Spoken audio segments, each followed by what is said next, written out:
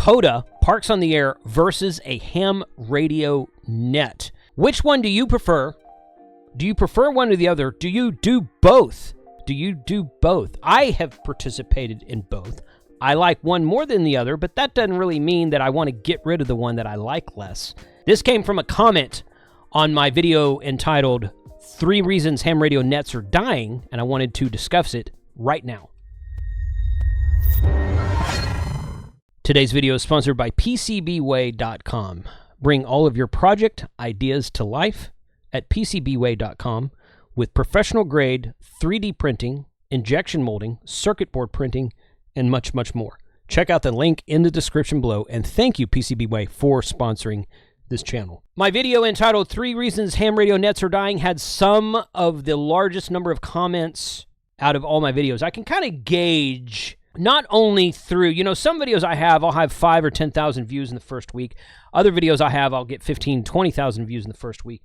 And you would think that the number of comments kind of follows the number of views, but it really doesn't. Some videos just get a lot of views and no comments. Other videos get a lot of comments and maybe a good number of views also. But this one had a good number of views, but it had a lot of comments.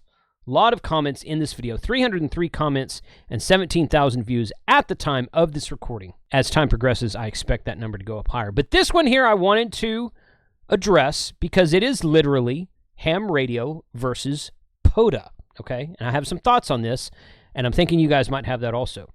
So this gentleman replies, and he doesn't give his call sign, which is totally fine. He's on YouTube. He's not required to. I participate in several HF nets, and a couple of them are international, where stations check in from many various countries. We pass traffic and also do a little rag chewing when there's no traffic. Well, that's a good kind of net, it sounds like to me. Lately, on one of those nets, participation has dwindled because people either can't find us anymore or they give up trying to check in due to all the interference from these POTA pests, which seem to congregate around our usual net frequency during our net time. Okay. And this guy doesn't say this specifically, but he kind of hints, at least this is the way I read it, our frequency. Dude, you don't have a frequency. You and I have the same frequencies, and we both have equal rights to them, okay? Maybe that's not what you meant, okay? Maybe that's not what you meant, but that could be interpreted in a couple of different ways. All right, moving on. We try to give them space, and we move down 5 kc, and there's another POTA. We go up a few kcs in the other direction, and there's another POTA. Up another 5, and yet another POTA. Good grief. Why do they all congregate right around our net frequency? Again, I would suspect, I don't know what net he's talking about here. I don't know.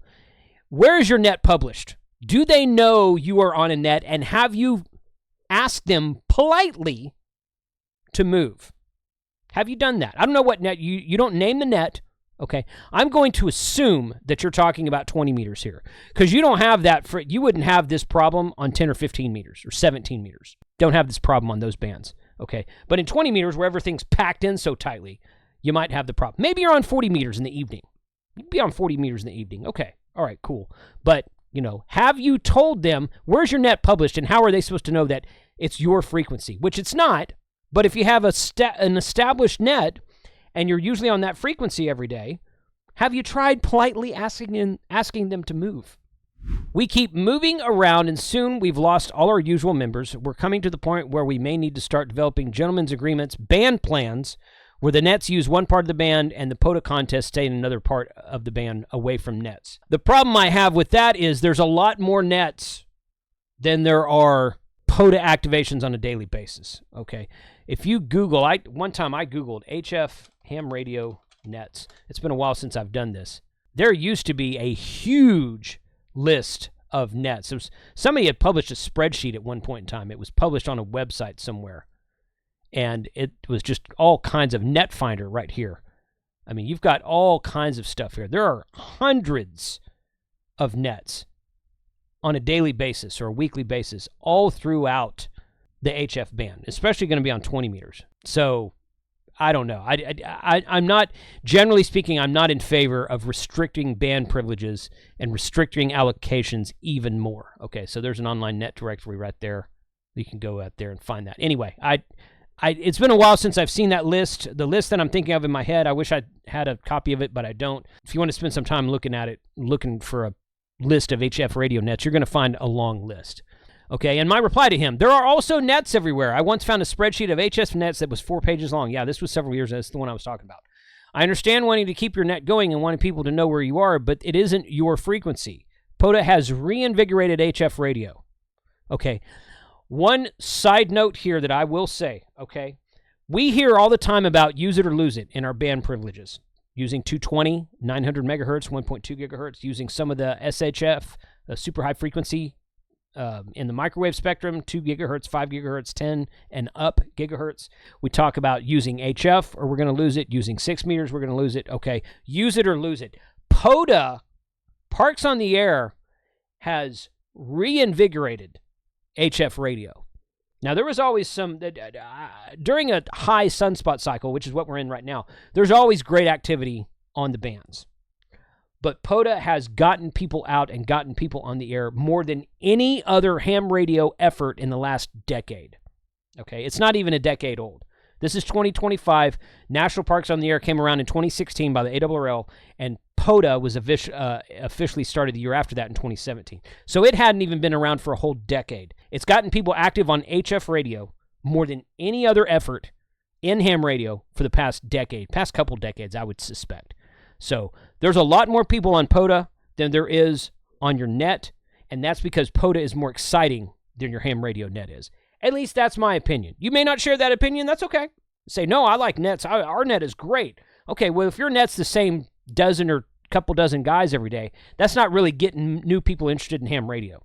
That's not getting new people on the air. POTA gets new people on the air. They get new people on the air. They get people on the air who can't afford to have a big tower or an antenna at their home because they live in an apartment or a condo or an HOA. Don't live in an HOA. Just don't do it. But POTA allows you to become the DX inside of the United States. You can go out and set up a park, and you will work pileups. When's the last time your net had a pileup? When's the last time you had dozens of people trying to check in for a good half hour or an hour trying to check into your net? When's the last time that happened? Okay. Nets are just not as, statistically speaking, nets are just not as active or exciting as Parks on the Air is. So, again, my opinion. You may not agree. That's all right. I continue here, and it says, it's much more exciting than HF nets when you have to wait a half hour to check in, which is certainly, and that's not all nets, but a lot of them do that. Come up with some sort of email system or website that tells the people which frequency you're on, or politely ask the POTA operator to move. Okay? And I have mentioned in several of my videos in the past that I've been out on a POTA. In fact, I was recording one time. I was out on a POTA, and I was on the frequency for, 10 or 15, 20 minutes, something like that. Some guy came in. I was calling CQ POTA. Some guy came in. He's like, hey, and he gave me his call sign. I don't remember who it was. It's probably on a video somewhere. Go watch my POTA videos. And he said, and he worked me. I took down his call sign. He goes, oh, you're 5759. Okay, we exchanged pleasantries. And then I said, okay, well, thanks for the contact today, 73. He goes, thanks a lot. He goes, by the way, we have a net starting in this frequency in about 20 minutes. Would you mind moving when it gets closer to the time? And I'm like, you know what? No, I don't mind moving. I don't mind that at all. Because I have a spotter website. I can go to POTA.app and spot myself. I can go to POTA.app and respot myself. And respot that and respot. Again and again. So I've been sitting on this frequency for 20 minutes or so. I've worked maybe, 15, 20, 30 contacts, something like that. And this guy politely, after working me, after getting in my logbook on POTA, this guy politely asks me to move. Not right now, but in 15 or 20 minutes. And I'm like, you know what? Yeah, sure. I'll do that for you. No problem at all. And I did. And that's how you and I, should react to people on the air. We should, and I'm talking to POTA people also, okay? There's no reason to yell at somebody because you were there on the frequency first. If they have a net that happens every day, daily nets are a little bit of a, what's the word I'm looking for here? They're ridiculous, okay? You guys who do daily nets 7 days a week, even on field day, even on NA QSO party or statewide QSO party weekends when the bands are full, international single sideband contest weekends, and you want to run your freaking net, give me a freaking break. But you know what? Again, that's just my opinion. It's just my opinion. I'm not telling you what to do with your net. But be polite. Be polite to people. If you're working POTA, someone asks you to move, and they're polite, go ahead and move. If you're a net control operator, and you find someone on the frequency that you're usually on, I'm not going to call it your frequency, but the frequency you're usually on, just say, hey, appreciate your work in POTA. Here's my call sign. Please put me in your logbook. Would you mind moving for our net, which starts in 15 or 20 or 30 minutes? And I think that is the way to handle the HF bands. okay? Just ask people to move. Because if you're a POTA activator, you're going to get the pileup. It's not going to matter where you're at. Because people are actually wanting to work POTA. They're actually wanting to chase POTA and work the POTA operators. Much more, in my experience, much more than they want to check into your net. So, again, not trying to tell you to quit your net. Don't want to do that at all. But let's just call a spade here. So, 73 guys, I would love to know what you think. Do you like POTA better? Do you like nets better? Do you participate in both? I do. I check in the nets. If I'm out at a park tuning up and down the band before I've picked a frequency and I hear a net taking check-ins, I will absolutely check into that net. Or I'll try to. I'll throw my call sign out and if they come back to me, yeah, check me in. Cool, I'll do that. No problem. Thanks for being out there, 73. And then I move off frequency and go somewhere else where there's not a net.